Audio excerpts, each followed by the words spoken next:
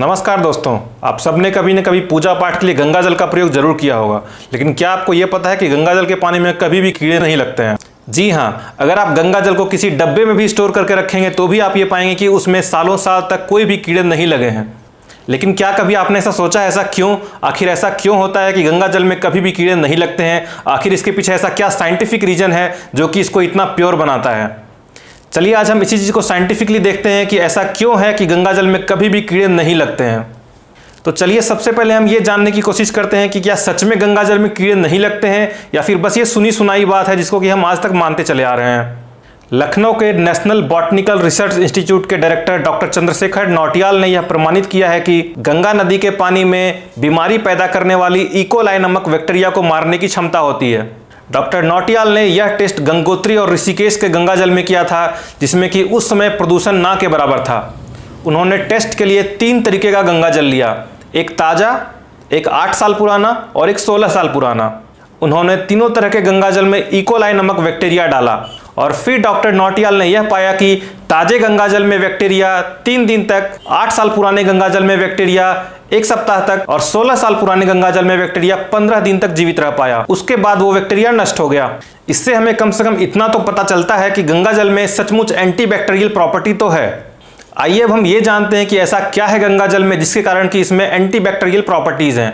वैज्ञानिकों का यह कहना है कि गंगा के पानी में यानी गंगा जल में बैक्टीरिया को मारने वाला या यूं कहें कि बैक्टीरिया को खाने वाला एक वायरस होता है जिसे कि हम बैक्टीरियोफेज कहते हैं। ये बैक्टीरियोफेज नामक वायरस बैक्टीरिया की तादाद बढ़ते ही एक्टिव हो जाते हैं यानी सक्रिय हो जाते हैं और बैक्टीरिया को मारने के बाद ये निष्क्रिय हो जाते हैं यानी इनएक्टिव हो जाते हैं। अब आप बोलेंगे ये बैक्टीरियोफेज वायरस तो बड़े कमाल की चीज है, खुद एक वायरस होकर बैक्टीरिया को खा जाता है। तो जी हाँ, ऐसा ही कुछ है। असल में बैक्टीरियोफेज का अगर हम हिंदी मीनिंग देखें तो हमें पता लगेगा कि बैक्टीरियोफेज का मतलब होता है जीवाणुभोजी, मतलब जीवाणु को खाने वाला, मतलब बैक्टीरिया को खाने वाला। यहाँ पे ध्यान देने वाली एक और बात है कि बैक्टीरियोफेज ऐसे वायरस होते हैं जो कि बैक्टीरिया को तो मार सकते हैं लेकिन इसका कोई दुष्प्रभाव मनुष्य के शरीर पर नहीं पड़ता है। तो आप ऐसा मत सोचिएगा कि बैक्टीरियोफेज नामक वायरस गंगा जल में मौजूद है और अगर आप गंगा जल पीते हैं तो वो वायरस आपके शरीर में जा सकता है और वो आपको नुकसान पहुंचा सकता है। बैक्टीरियोफेज वायरस का कोई दुष्प्रभाव मानव शरीर पर नहीं पड़ता है। वैसे आपकी जानकारी के लिए बता दूं कि बैक्टीरियोफेज की खोज 1915 में फ्रेडरिक विलियम टुआर्ट ने की थी। चलिए, हमने एक कारण तो जान लिया है कि आखिर गंगा जल में कीड़े क्यों नहीं लगते हैं। अब जानते हैं दूसरा कारण।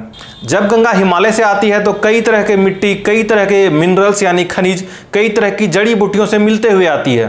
कुल मिलाकर कहें तो यह कुछ ऐसा मिश्रण बन जाता है जो कि गंगा जल को बैक्टीरिया से मुक्त रहने में अहम भूमिका निभाता है। गंगा जल को बैक्टीरिया मुक्त रखने का एक और कारण यह है कि गंगा जल में प्रचुर मात्रा में सल्फर होता है यानी गंधक होता है और यह भी एक कारण है पानी को बैक्टीरिया मुक्त रखने का। यह थे 3 ऐसे कारण जो कि ये बताते हैं कि गंगा जल में कीड़े क्यों नहीं लगते हैं। अब आप ये सोच रहे होंगे कि गंगा जल अगर इतना ही शुद्ध है तो क्या हम इसे प्रतिदिन पीने में इस्तेमाल कर सकते हैं? तो मेरा जवाब होगा नहीं। गंगा जल अब प्रतिदिन उपयोग या फिर पीने के लिए उपयुक्त नहीं रहा। भले ही गंगा जल में कोई बैक्टीरिया ना हो, लेकिन हम इंसानों ने गंगा जल को इतना गंदा किया है कि अब वो प्रतिदिन पीने योग्य नहीं रहा। कई साल पहले बिल्कुल ये पीने लायक रहा होगा। यहाँ तक कि कुछ इतिहासकार ये भी कहते हैं कि अंग्रेज जब कलकत्ता से वापस इंग्लैंड जाया करते थे तो अपने जहाज में पीने के लिए गंगा जल लेके जाते थे क्योंकि वो सड़ता नहीं था, क्योंकि उसमें कीड़े नहीं लगते थे। और इसके विपरीत अंग्रेज जो पानी अपने देश से इंडिया लाते थे वो पानी रास्ते में ही सड़ जाता था। आपकी जानकारी के लिए बता दूं कि हाल के कुछ सालों में गंगा का पानी सबसे साफ लॉकडाउन के समय था, क्योंकि उस समय हम इंसान अपने घरों में रहते थे और गंगा नदी में कचरा प्रवाहित ना के बराबर होता था।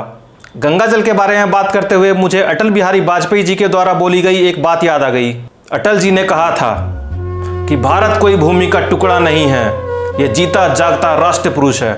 ये वंदन की धरती है, ये अभिनंदन की धरती है। ये अर्पण की भूमि है, ये तर्पण की भूमि है। इसकी नदी नदी हमारे लिए गंगा है, इसका कंकड़ कंकड़ हमारे लिए शंकर है। हम जिएंगे तो इस भारत के लिए और मरेंगे तो इस भारत के लिए। और मरने के बाद भी गंगा जल में बहती हुई हमारी अस्थियों को कोई कान लगाकर सुनेगा तो एक ही आवाज आएगी, भारत माता की जय।